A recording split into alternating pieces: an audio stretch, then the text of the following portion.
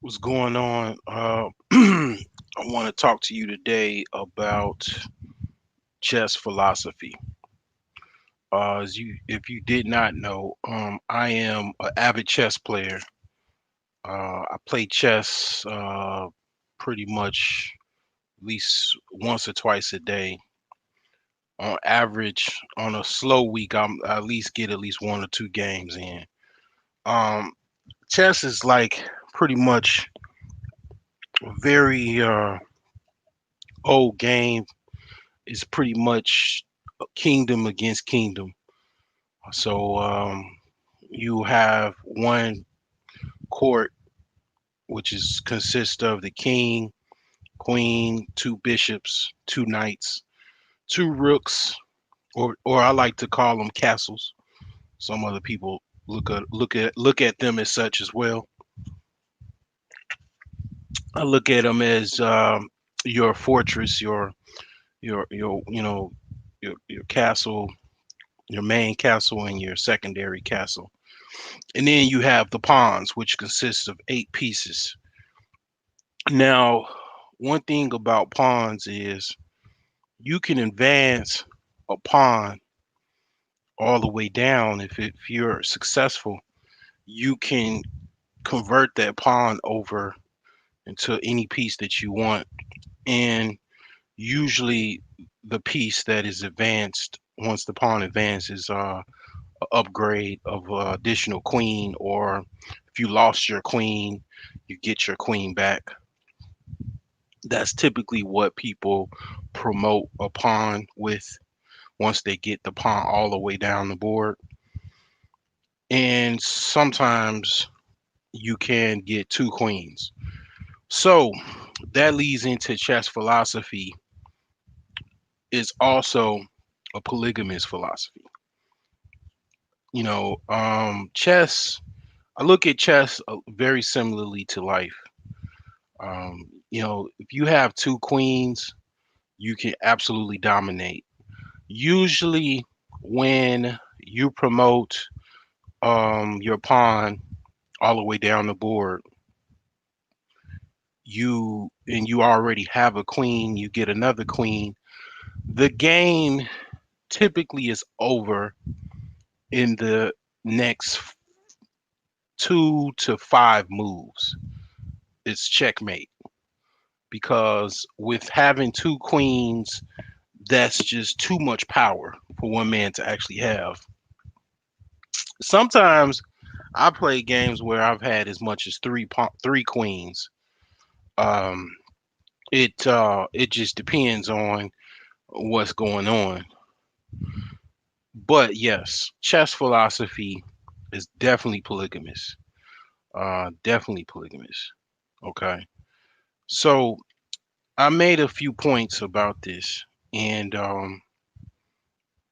basically the first point, the game of chess does not exist without the king. The game does not exist without the king. Chess is basically the ultimate goal of chess is to checkmate your opposition's king. Okay, so that game does not exist without the king.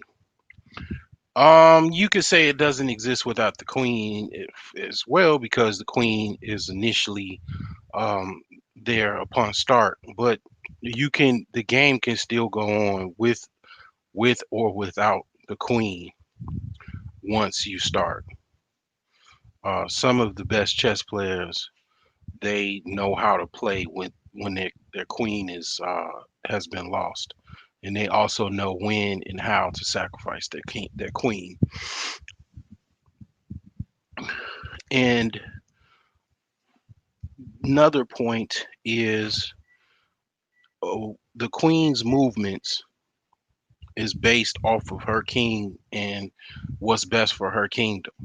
Okay, now a lot of times this is what people miss a lot. In the age of me. You know what I want, what I need.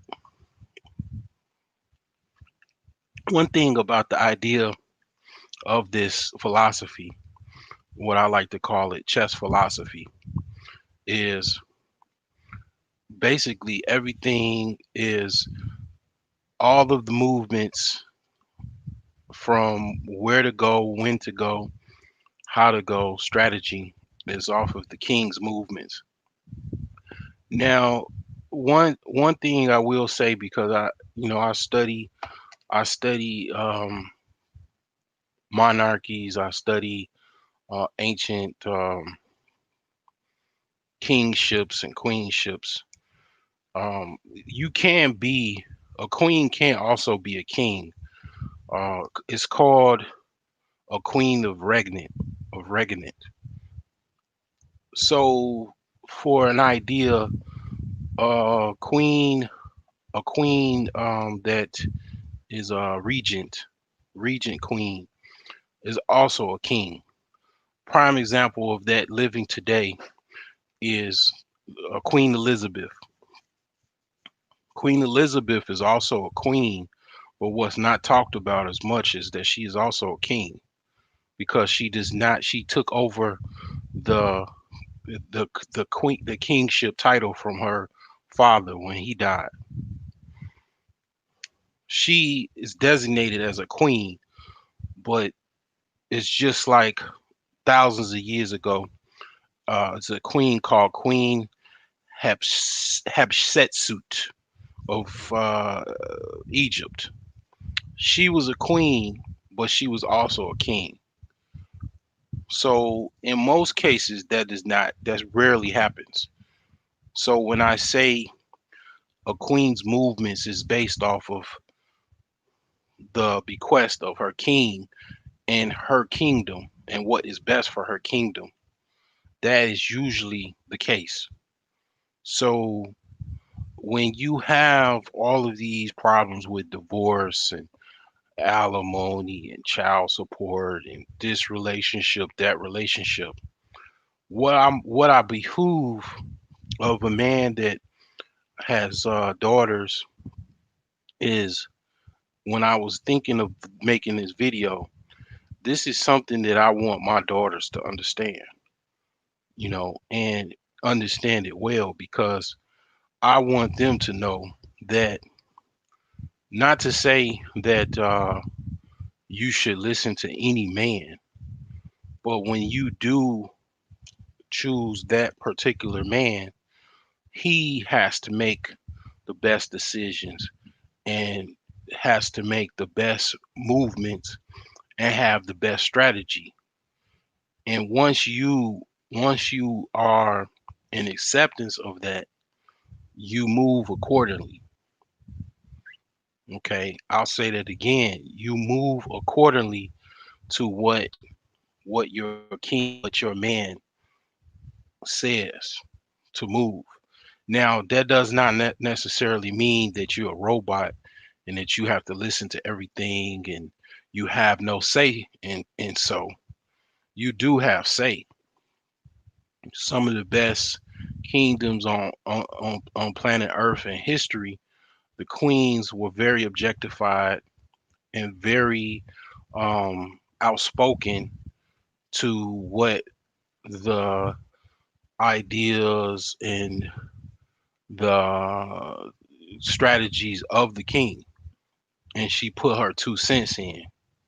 Definitely, definitely, that is the case, and that is no different today. But like I say, Queen, her movements is based off of her king and what is best for her kingdom. That is just something for you ladies to think about. And third point is, you have to make your next move your best move. Long time ago, I would say probably over definitely over 10 years ago, I made a decision to quit my job, and I didn't didn't follow proper protocol to cover myself to actually have insurance or unemployment insurance. And when I called to uh, file for unemployment,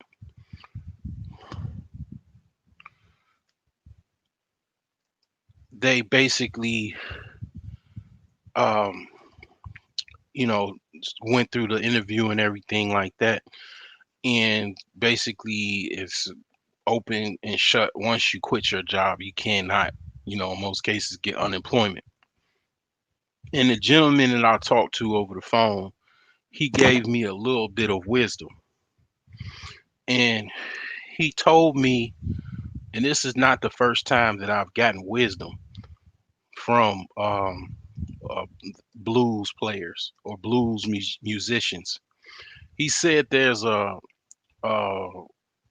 blues artist by the name of BB King, and he had a song, basically it's called "Never Make Your Move Too Soon." That is what I mean when I say make your next move your best move. And definitely, if you are not playing a blitz challenge in chess, or if you don't, sometime, okay, basically sometimes in life you have to make a quick decision. Sometimes it's like a situation like this. It was a time that, and to this day, like my sister, she don't really understand, doesn't resonate with her. I don't know what she thinks about this, but I tell her that, your son, he almost died in my presence, because I was watching him. And he was like 2 years. My nephew was about 2 years old, maybe even been young. He was younger than that. And something about toddlers, they like to run. They don't have any idea of where not to run, or where's the safest place to run. They just run. So at the time, it was I lived off of a main busy street, and we were outside. And my nephew at the time, he's about 9 right now. He ran out. He was running onto the street, onto oncoming traffic. Now I had no decision, no time to think, what should I do? Where should I go? That split second, I had to react with animal instinct to go really quickly to grab him before he got to that street, because he was running onto the street. So had I hesitated any moment, he would have been dead. My sister would have probably most likely hated me for the rest of my life. So at that split moment, I had to make a decision. Now, in times where you don't, you do have time on your side, you definitely want to make your next move your best move.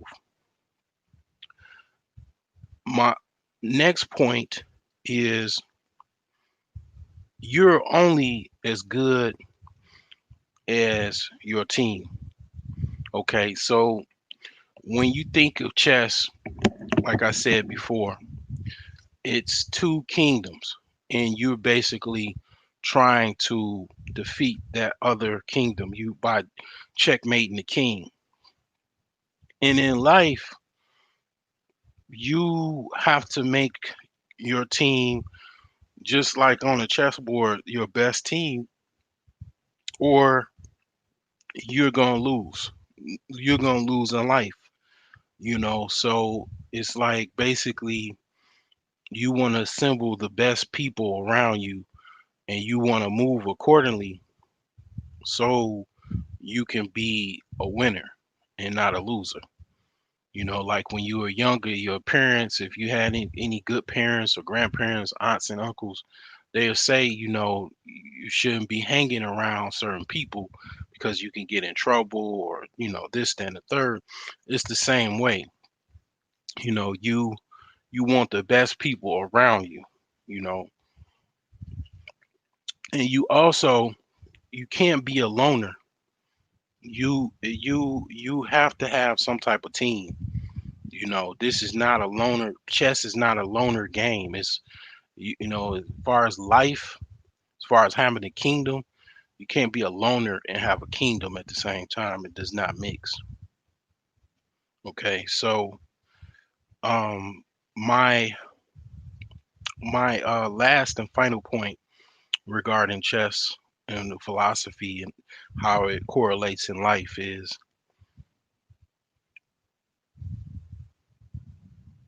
always assess your current position.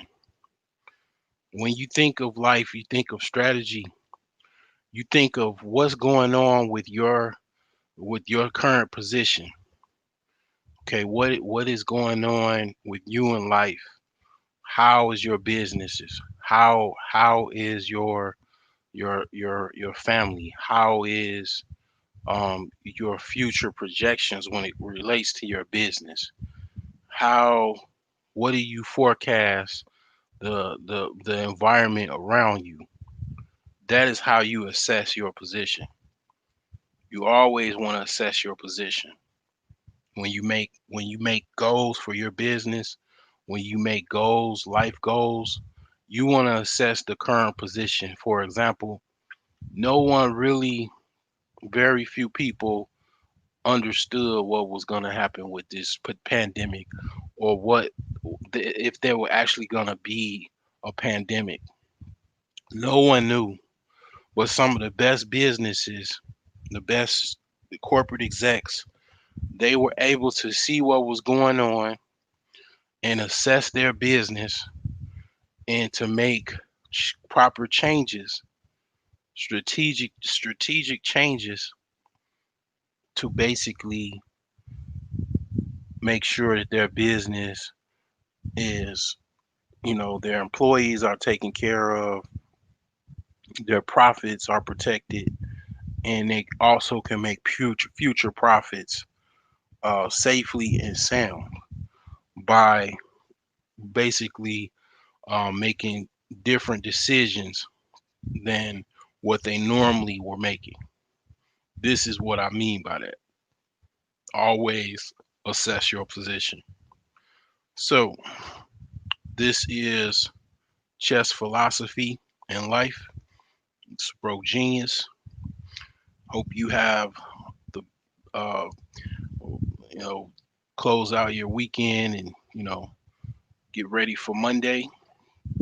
Um, I hope you guys appreciate this wisdom that I bestowed upon you, and definitely comment, share, and like this video.